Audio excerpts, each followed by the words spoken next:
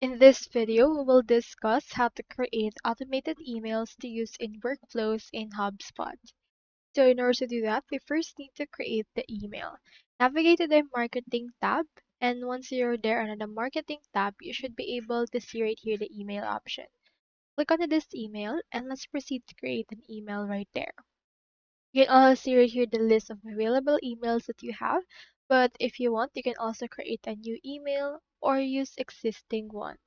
So for this case, let's proceed to click on create. You can choose regular as well as automated and blogs. So these emails are the one that we need since this one is automated and you can send this through automation. So proceed to click onto this right here. Do take note that this particular option is available on the upgraded plan of HubSpot, so make sure to buy it right here.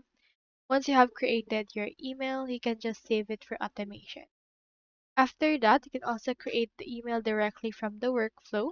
So for example, just head over to the automation tab, go over to the workflow, and then under the workflow that you currently have, make sure to actually use a template that has an email option.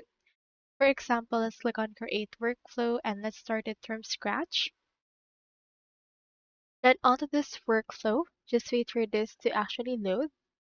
In here, you can see the emails option, so proceed to add it right here, like email events, and then configure it however you want.